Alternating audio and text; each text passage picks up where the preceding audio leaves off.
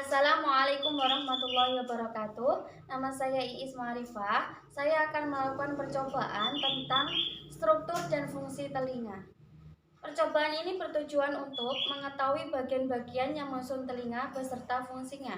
Adapun alat dan bahannya, yang pertama yaitu alat tulis, kemudian ada lembar pengamatan yang ada di modul, kemudian gambar struktur alat pendengaran manusia.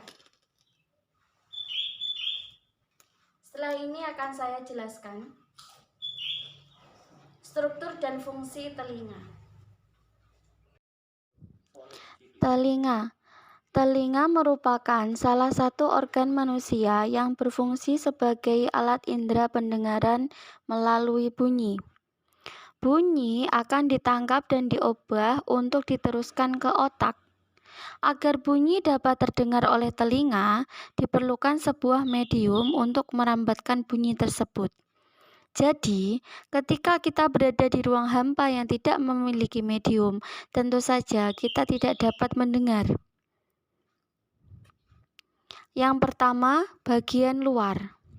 Daun telinga berfungsi untuk mengumpulkan gelombang suara yang nantinya menuju ke saluran telinga. Saluran telinga berfungsi untuk menangkap dan mencegah debu maupun hewan berukuran kecil yang masuk ke telinga. Yang kedua, bagian tengah. Gendang telinga atau disebut membran timpani berfungsi untuk menangkap gelombang suara lalu mengubahnya menjadi getaran yang diteruskan ke tulang telinga. Tulang telinga mempunyai fungsi sebagai landasan meneruskan getaran yang masuk dari gendang telinga ke rumah siput. Tulang telinga terdiri dari maleus, martil, incus, landasan, stapes, dan sanggurdi. Ketiga, bagian dalam.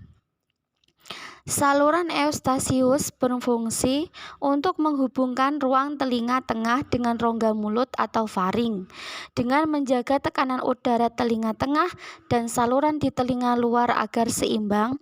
Tekanan udara yang terlalu tinggi maupun rendah disalurkan ke telinga luar, dapat mengakibatkan gendang telinga tertekan hingga sobek.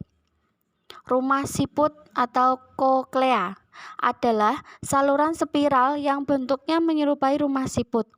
Di dalam rumah siput terdapat organ korti yang berisi ribuan sel rambut, sehingga organ korti mampu peka terhadap tekanan getaran. Fungsi getaran yang ada nantinya akan diubah menjadi impuls saraf di dalam sel rambut untuk diteruskan oleh saraf ke otak. Saluran gelang atau labirin terdiri dari saluran setengah lingkaran atau semisirkularis berfungsi untuk mengetahui posisi tubuh atau alat keseimbangan.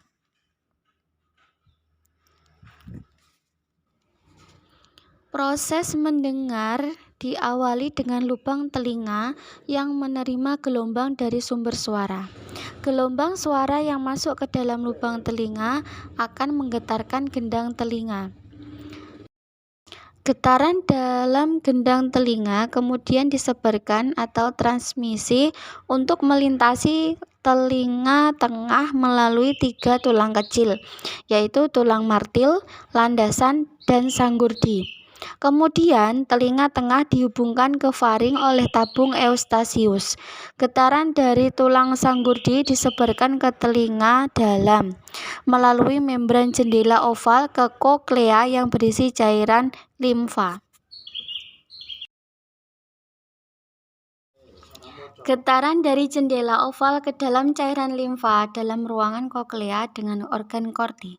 Kepekaan sel rambut yang terdapat dalam organ korti itulah yang menyebabkan reseptor getaran yang sebenarnya. Sel-sel rambut tersebut akan bergerak ketika ada getaran di dalam koklea, sehingga menstimulasi getaran yang diteruskan oleh saraf auditori ke otak. Penjelasan tentang bagian-bagian yang menyusun telinga beserta fungsinya. Semoga bermanfaat. Wassalamualaikum warahmatullahi wabarakatuh.